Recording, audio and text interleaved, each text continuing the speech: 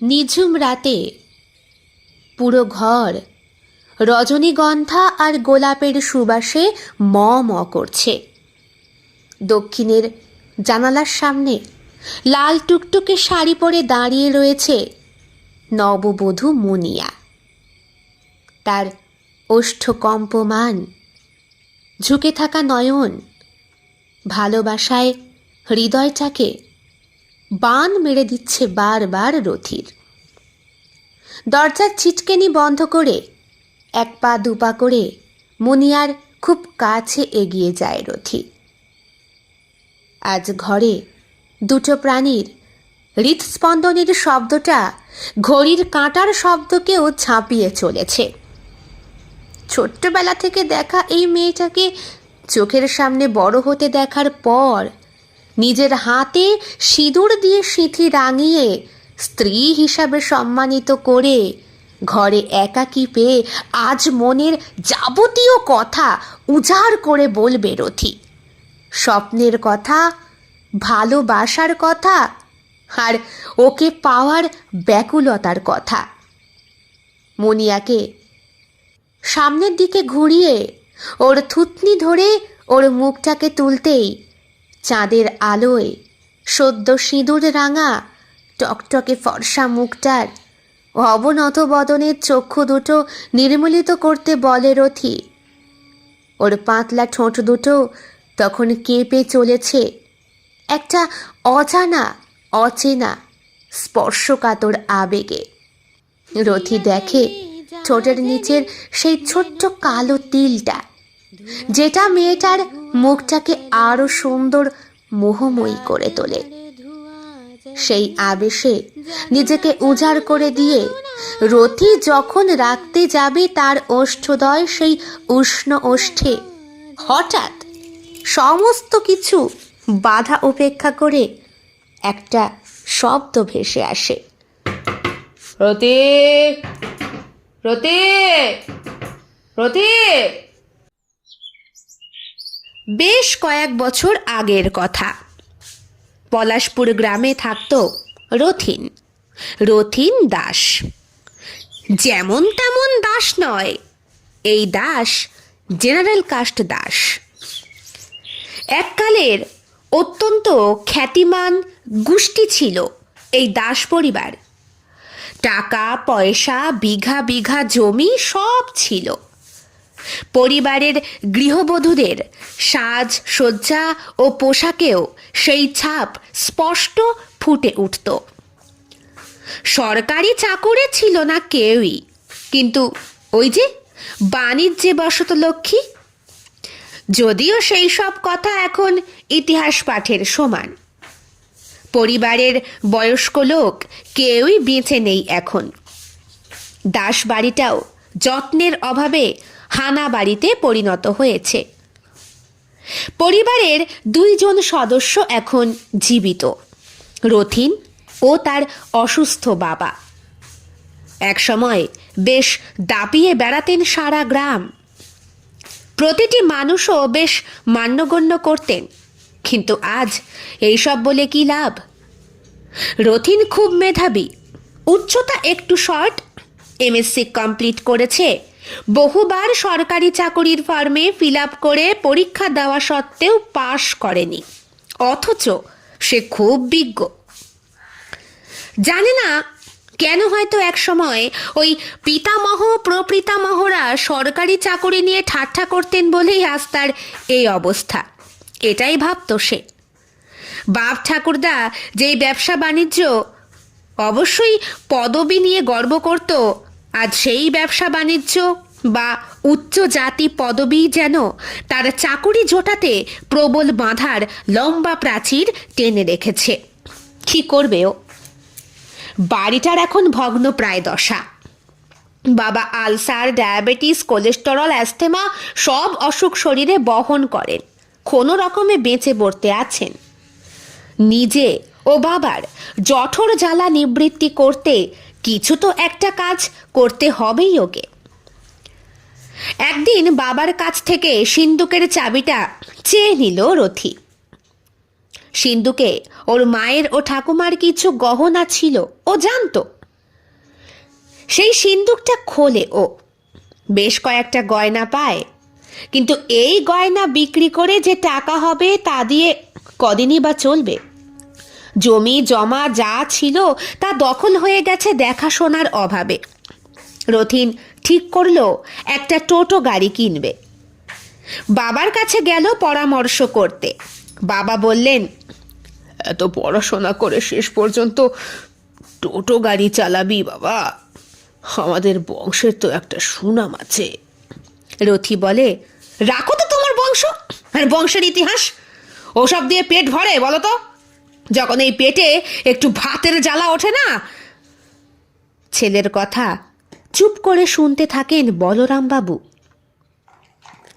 কিছুদিন পর ওই গহনাগুলো বিক্রি করে একটা টোটো গাড়ি কেনে। ও জানে এটা ওর মা ঠাকুমার শেষ চিহ্ন। বেশ কয়েক মাসের মধ্যেই 2-4 পয়সার মুখ দেখে ছেলেটা। পাড়ার মধ্যে প্রথম টোটো গাড়ি কেনার সুবাদে প্রথম বেশ কয়েকটা বাড়ি থেকে ভাড়া খেটে ভালোই উপার্জন শুরু হয়েছিল। এখন ওর দেখা দেখি মোটামুটি ওর বয়সী আরও কয়েকজন টোটো গাড়ি কিনে চালানো শুরু করেছে। কিন্তু রথিনের ভালো ব্যবহার, হাস্যমান মুখ সবার মন আগেই জয় করে রেখেছিল। এখন ঘরে মোটামুটিভাবে ভাত ডাল জুটে যায় রথি ও তার অসুস্থ বাবার। কিছুদিন আগে পাড়ার স্বাস্থ্যকেন্দ্র থেকে ডাক্তার দেখিয়ে রথি একটা ভালো ডাক্তারের পরামর্শ পেয়েছে সেই ডাক্তারের নিকট। তিনি বললেন, দেখো বাবা, আমাদের পাড়ার ছেলে হিসাবে তুমি করব।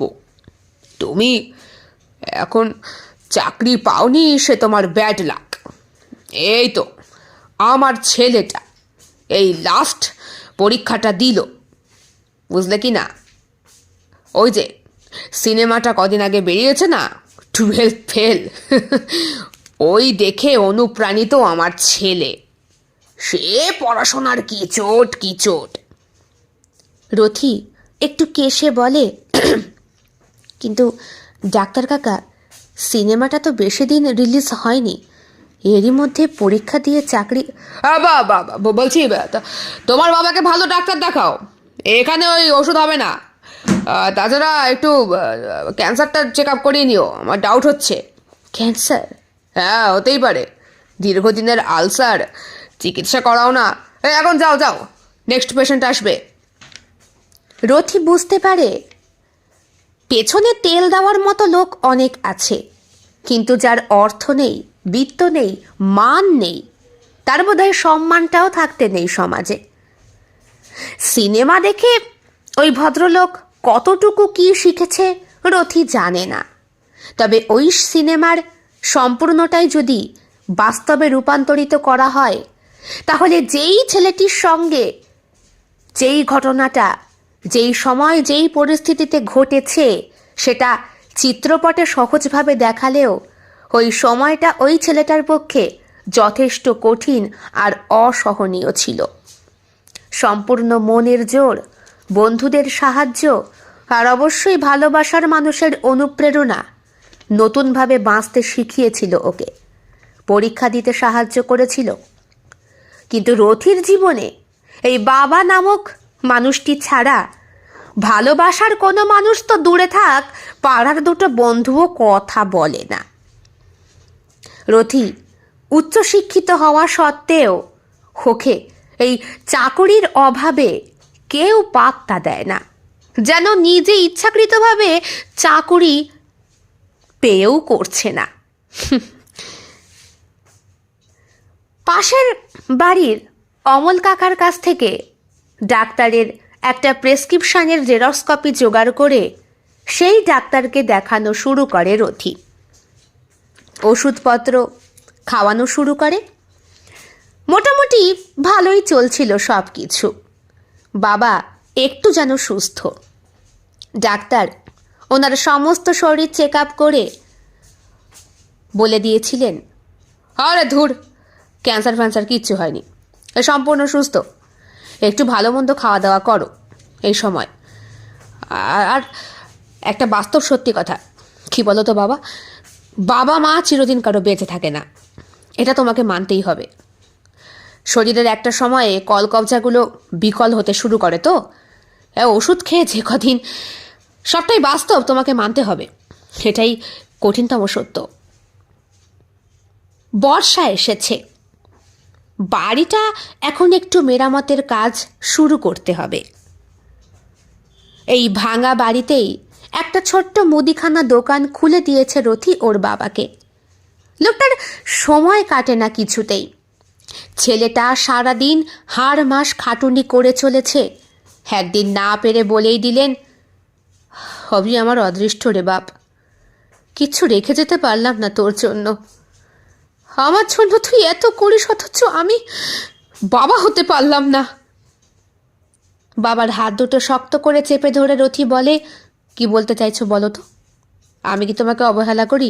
না রে বাবা, তুই আমায় কেন অবহেলা করবি?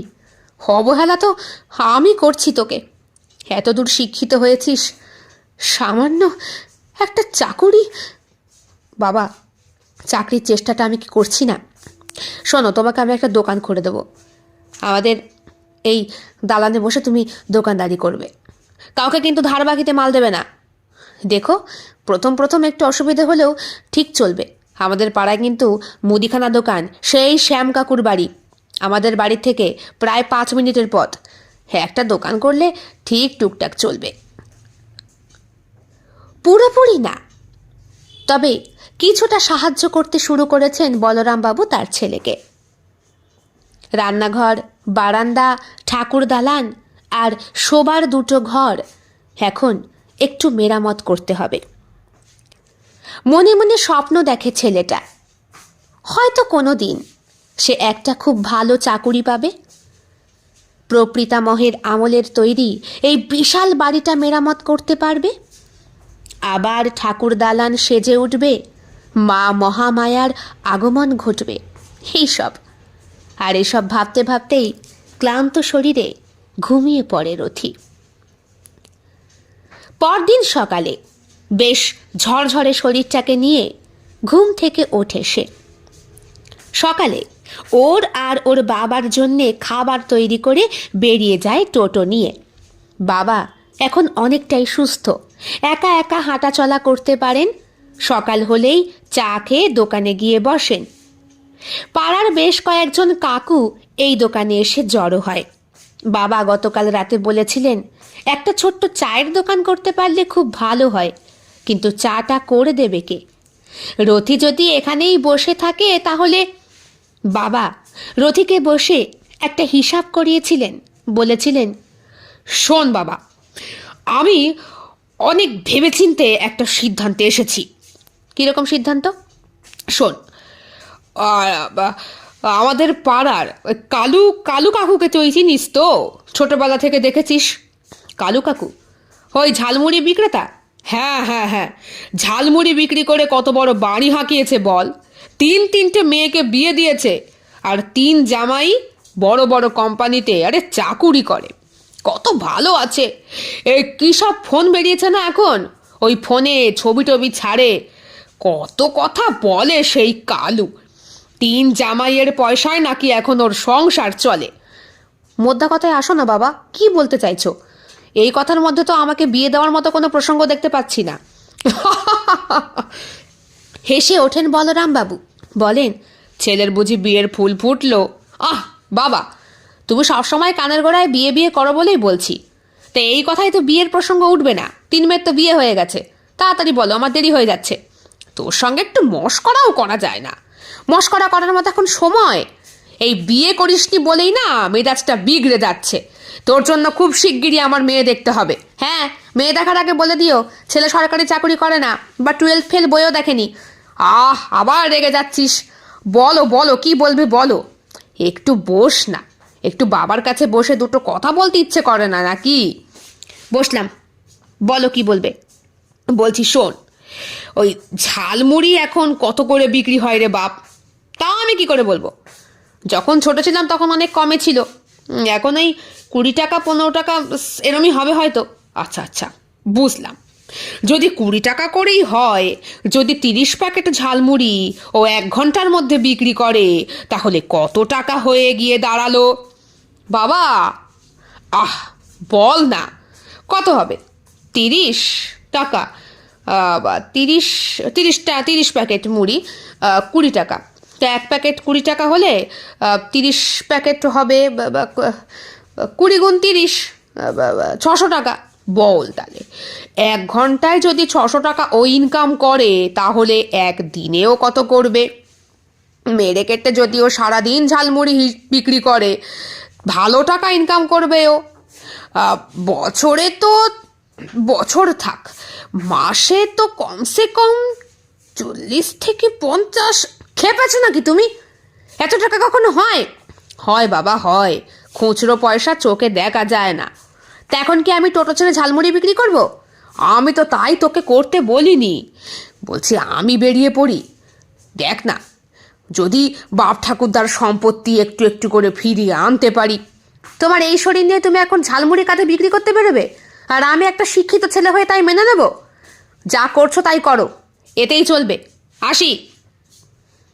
বাবার কথাটা ঠিক ভালো লাগলো না রথির, কিন্তু মনে মনে একটা হিসেব কষলো। দারুণ তো, এইরকমটা তো কখনো ভেবে দেখেনি। এসব খুচরো ব্যবসায়ীরা তো তার মানে ভালোই ইনকাম করে। থাক, আমার কপালে যা আছে আমি তাই করতে পারলেই যথেষ্ট। রাস্তাতে হঠাৎ পাড়ার বিশ্বনাথ কাকুর সঙ্গে দেখা। রতি, হাই রতি। পিছন ফিরে তাকায়। এই বিশ্বনাথ কাকা কোথাও যাওয়ার হলেই আগে থেকেই রথিকে জানিয়ে রাখে, আর ঠিকঠাক টাইম মতো পৌঁছে দেওয়ার জন্যে ভালো বকশিস পায় কিন্তু রথি। কি হয়েছে কাকা, কোথাও যাবে? পৌঁছে দেবো? আরে না না, শোন শোন বলে একটা খাম বের করে দেন তিনি। তোর কপালটা এবার খুললো রে বাবা, তোর চাকরির লেটার এসেছে, এই নে। কথাটা শুনে প্রথমে একটু অবাক হয়ে যায় রথি, কিন্তু সত্যি সত্যি খামটা হাতে নিয়ে আনন্দে কেঁদে ফেলে, কারণ তার উপরে ওরই নামটা বড় বড় উজ্জ্বল অক্ষরে, ওর নামটা বেশ স্পষ্ট করেই লেখা। তাড়াতাড়ি ঘরে ফিরে বাবাকে জানায় সে চাকরি পেয়েছে, এটা ওর জয়নিং লেটার। বাবা প্রথমটা একটু থতমত খেলেও চোখে মোটা ফ্রেমের চশমাটা লাগিয়ে যখন পড়লেন, পড়ে বললেন, বাহ বাহ বাহ, এই তো বিরাট সুখবর রে বাপ। বেজায় খুশি হলেন তিনি। রতি বুঝতে পারে তার বাবা মান্দাত্তা আমলের হলেও সেই গোয়াতরামের বেড়াজাল থেকে, মানে ওই চাকুরি না করার বেড়াজাল থেকে বেরিয়ে আধুনিকতায় নিজেকে সমর্পণ করেছেন। চিঠিতে স্পষ্ট লেখা ডেটটা, আর সেই তারিখ অনুযায়ী জয়েন করার জন্যে মানসিক প্রস্তুতি নিতে শুরু করে রথি। কিন্তু এই কোম্পানিতে চাকরির জন্য কোনোদিন ও পরীক্ষা দিয়েছিল কি? মনে করতে পারে না। আসলে এই 28 বছর বয়সে জীবনে প্রচুর চাকরির পরীক্ষা ও দিয়ে ফেলেছে, সেই উচ্চ মাধ্যমিকে হাইফাই রেজাল্ট করার পর থেকেই। ছোটোখাটো যা পেয়েছে তাই দিয়েছে। থাক, হবে হয়তো কোনো সময় করেছিল, চাকরি তো। আর লেটারটাও তো ওর নামেই এসেছে, ঠিকানাটাও স্পষ্ট, তাহলে অসুবিধাটা কোথায়? জয়েন করতে হবে। সেই দিন বেশ পরিপাটি করে সেজে গুজে বাবার নিজের হাতের কিনে দেওয়া একটা সাদা, তার মধ্যে ছোট্ট ছোট্ট কালো প্রিন্টের শার্ট পরে নিজেকে হ্যান্ডসাম ছেলে বানিয়ে কোম্পানির ম্যানেজিং ডাইরেক্টর পদে জয়েন করে রথি। সে ভাবতেই পারে না কী করে সম্ভব হলো একটা এত বড় পোস্ট পাওয়া। যদিও সে উচ্চশিক্ষিত, কম্পিউটার জানে, ITI করেছে, টাইপিং জানে, তবুও চাকরিটা পাবার মাত্র 6 মাসের মধ্যেই জীবনটা সম্পূর্ণ বদলে যেতে শুরু করে রথির। সেই পুরনো জরাজীর্ণ বাড়িটা মেরামত করে সে। হ্যাঁ, এখন বাড়িটা আবার সেই আগের মতো ঝাঁ চকচকে হয়েছে। না, বলরাম বাবুর প্রত্যাশা মতো তিনি ঝালমুড়ি বিক্রি করে পুরনো জমিদারি হয়তো আর ফিরিয়ে আনতে পারবেন না, তবে ছেলে যা ইনকাম করছে সেইটা যদি গুছিয়ে রাখতে পারে তাহলে তার পরবর্তী বংশ অন্তত ঠাকুরদাকে গাল মন্দ করবে না, বলবে বাপ কিছু একটা রেখে গেছে। বলতে বলতে পুজো এসে যায়। আবার সেই পুরনো ঠাকুর দালান আজ সেজে ওঠে, পুজোর ঢাক বাজে। সেই আত্মীয় স্বজনরা যারা একসময় রথির দিক থেকে মুখটা ফিরিয়ে নিয়েছিল তারা সবাই এসেছে পুজোতে। মহাজাঁকজমকপূর্ণভাবে সাজানো হয়েছে ঠাকুরের দালান। ষষ্ঠী বোধন হয় যেদিন, সেই দিন মহাসমারোহে পাড়ার সবাইকে খিচুড়ি প্রসাদ খাওয়ানো হয়। এরপরে অষ্টমীর দিন হচ্ছে আবার মায়ের ভোগ, 56 রকম ভোগ নিবেদন হবে, এটাই নাকি এই বাড়ির রীতি ছিল। নবমীর দিন পাড়ার সেই বিশ্বনাথ কাকু রথির কাছে আসে। ঠাকুর দেখতে এসেছে বিশ্বনাথ কাকুর একমাত্র ছোট কন্যা মুনিয়া। এই মুনিয়াকে দেখে সেই ছোট্টবেলা থেকেই মনের মধ্যে প্রেমের কলি ফুটে উঠেছিল রথির। ওরা এক ভাই এক বোন, মুনিয়া ছোট, বড় ভাইটা রথির বয়সী, হাইকোর্টের উকিল। সে ওই উকিলেই মোহরিগিরি করার জন্যে অনুরোধ করেছিল একদিন রথি। মুখটা বাঁকিয়ে ওর যোগ্যতার দিকে আঙুল তুলে প্রশ্ন করেছিল মুনিয়ার বর্দা। সেই থেকেই বন্ধুত্ব নষ্ট হয়ে গিয়েছে, যদিও চাকরি পাওয়ার পরে আবার সেই পুরনো বন্ধুত্ব জোড়া লাগতে শুরু করেছে। রাস্তায় দেখা হলে আজকাল যেচে আলাপ করে ছেলেটা, ভাবতেও অবাক লাগে। যার নাম আছে, যশ আছে, টাকা আছে, তাকে সবাই মনে রাখে, সবাই তাকে দেখে আত্মীয় পাতাতে চায়, সবাই তাকে দেখে নিজের চেনা পরিচিত বলে মার্ক করতে চায়। কিন্তু যার নেই তাকে পায়ে পিষে মারতেও এতটুকু দ্বিধাবোধ হয় না। তাকে দেখলে মুখটা ফিরিয়ে নিতে ইচ্ছে করে, কথা বলা তো দূরে থাক। সেই মুনিয়া গায়ে গতরে এখন অনেক বড় হয়েছে, মুনিয়ার দেহেও ফুটেছে এখন পুষ্পের কলি। একদিন দেখেছিল রথি কলেজ থেকে ফেরার পথে ওই মুনিয়াকে। হঠাৎ করে নিজের একমাত্র ছোট মেয়ের বিবাহের প্রস্তাব দিয়ে বসলেন বিশ্বনাথ কাকু। সেই কোন ছোট্টবেলা থেকে দেখেছে মুনিয়াকে, প্রায় ওর চোখের সামনেই মুনিয়া বড় হয়ে উঠেছে। মুনিয়ার ডাগর ডাগর দুটি চোখ আর বাঁকা ঠোঁটের হাসি, ঠোঁটের নিচে ছোট্ট একটা কালো তিল, সেই কোন ছোটবেলা থেকেই সে ভালোবাসে। কিন্তু কলেজ প্রফেসরের একমাত্র আদরে কন্যা কোনোদিনই বলতে পারেনি সে, কারণ বিশ্বনাথ বাবু ছিলেন সেই কলেজেরই একজন প্রফেসর। তার আর্থিক অবস্থা মোটেই ভালো ছিল না। সেই মুনিয়াকে বিয়ে করার প্রস্তাব পেয়ে লজ্জায় লাল হয়ে ওঠে রথির মুখ। অগ্রহায়ণ মাসে হালকা শীতে সেই বছরই বিয়ে হয়ে যায় ওদের। সুখের সংসার, বেজায় খুশি রথির বাবা। রথি তো এখনো ভাবতেই পারছে না যে ওর না পাওয়া ইচ্ছেগুলো কিভাবে যেন সত্যি হয়ে যাচ্ছে। দেখতে দেখতে ঘনিয়ে আসে সেই আকাঙ্ক্ষিত সময়। ফুলশয্যার ঘরে বসে আছে মুনিয়া। এই ঘরটা এক সময় ছিল রথির প্রপিতামহের। তিনিও এই ঘরেই জীবনের প্রথম দাম্পত্য রাতটা শুরু করেছিলেন। রথির সুপ্ত মনের কোণে এই বাসনাটা বরাবরই ছিল। সেই মতোই বাড়ির আত্মীয়দেরকে দিয়ে এই ঘরটাকে সাজানো হয়েছে। লাল টুকটুকে শাড়ি পরে ঘোমটা দিয়ে মুখ ঢেকে চুপ করে খাটের কোনায় দাঁড়িয়ে রয়েছে মুনিয়া। মুনিয়া এখন ওর বিবাহিতা স্ত্রী, ওর অর্ধাঙ্গিনী। ভাবতেই গায়ে কাঁটা দিয়ে ওঠে রথির। আজ এই অর্থ উপার্জনের জন্যই ওর সমস্ত ইচ্ছেটাও পূরণ হয়েছে। কাছে এগিয়ে যায় রথি, মুনিয়ার হাতটা ধরবে এমন সময় হঠাৎ করে দরজায় টোকা। রতি, রতি, ওঠ বাবা, গাড়ি নিয়ে বেরোবি না? ওঠ! ধরাস করে উঠে বসে রথি। বাবার ডাক।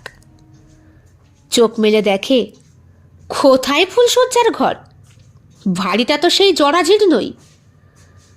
রথি, সেই রথি, সে কোথায় বা চাকরি করে? ধুস, তাহলে কি এতক্ষণ স্বপ্ন দেখছিল সে? মনটা ভেঙে যায় রথির। রোজকারের মতো সকালের খাবার প্রস্তুত করে গাড়ি নিয়ে বেরিয়ে যায় রথি। হাতে তুলে নেয় কর্মসংস্থানের সেই পত্রিকাটা। রাত জেগে পড়াশোনা করে এখনো পর্যন্ত অনেকগুলো কোম্পানিতে চেষ্টা করে ফেলেছে সে। রোজকারের মতোই খাবার তৈরি করা, আর মনে মনে গত রাতের স্বপ্নটা নিয়েই ভাবছিল। হঠাৎ বিশ্বনাথ কাকুর আবার ডাক। আগের রাতের স্বপ্নের মতোই সব কিছু কেমন যেন মিলে যাচ্ছে। বুকের ভেতরটা চিনচিন করতে থাকে রথির। তাহলে কি ওর স্বপ্ন সত্যি হতে চলেছে? পিছন ফিরে দেখে বলে, হ্যাঁ কাকু, কোথাও যাবে? পৌঁছে দেব?